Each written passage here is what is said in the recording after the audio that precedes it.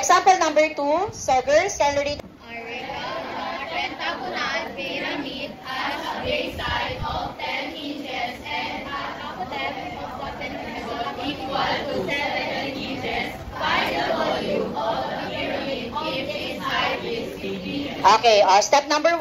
Identify what type of pyramid is that? Okay, yes, Kasan? Okay, pentagonal pyramid. And this is the figure of pentagonal pyramid. Now, let us put the exact measurement. Okay, so meron tayo anak binigay na 10 inches. 10 inches is for the base side.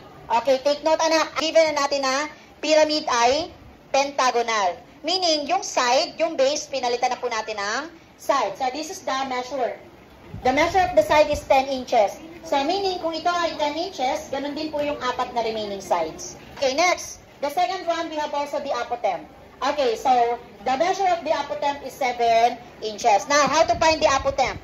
Yung apotemp po, ito po yung measurement na kung saan we need to divide first the given pentagon. Divide the given pentagon to 5 triangles. I-divide natin siya sa 5 triangle. Yan. Then, makukuha na natin yung apotemp. Ang apotemp po ay simula center, papunta sa midpoint. Ito po yun. That is the apotemp. And the measure of the apotemp is 7 inches. Now, another given measurement we have also, si 15 inches ay para na kay height ng pyramid. So, ang height ng pyramid, simula sa center, anak, papunta sa apex. Ito yung height. And that is 15 inches. So, now, na-identify na natin yung exact measurement ng bawat parts ng pentagonal pyramid. What we're going to do now is step number 1, to write the formula in finding the base area. Again, this is the formula in finding the base area of the given pentagonal pyramid. Base area is equal to 5 over 2 times sides times the apotemp. Then after that, substitute na. What is the measure of the side? 10 inches. Times the measure of the apotemp. 7 inches. Now, I see here. What we're going to do, multiply first. 5 over 2, 10 times 7. 70 inches squared. This time, may fraction tayo. May whole number. Okay, do you think we can apply cancellation?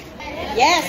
Because 2 and 70 are both divisible by, okay, by 2. So, 2 divided by 2, 1.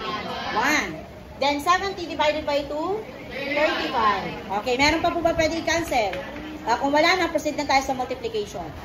5 times 35. 175. 175 inches squared. So, this is the base area of the given pentagonal pyramid. Now, after getting the base area, what's next na? Volume. Find the volume. What is the standard formula to find the volume of regular pyramids? Pataray.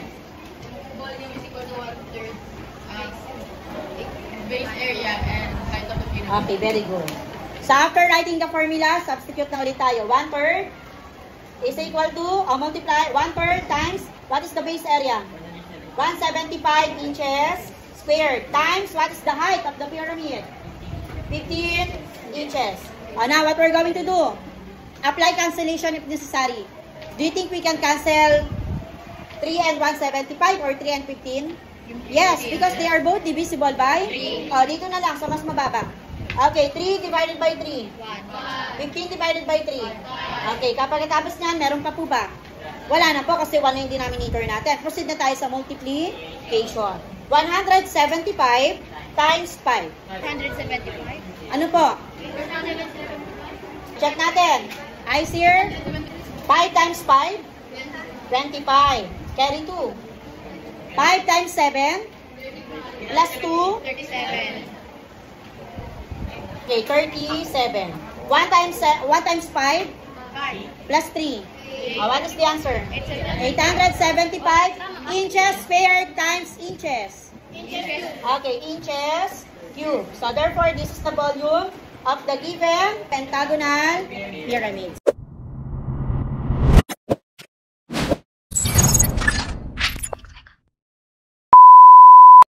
The given for number 3, we have a regular hexagonal pyramid has a base side of 12 meters and an apotemp of the hexagon is 10 meters. Okay, the height of the pyramid is 20 meters. Find its volume. Okay. Based on the given pyramid is hexagonal pyramid. Therefore, this is the illustration. Then after that, let us put the exact measurement of the given problem.